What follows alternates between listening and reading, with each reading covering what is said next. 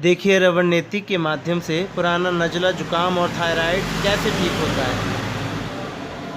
रबड़ के एक छोर को जहां छोटा छेद है उस साइड से आप धीरे धीरे किसी भी एक नासिका से अंदर डालते जाइए और मुंह थोड़ा खुला रखिए ताकि श्वास आता रहे।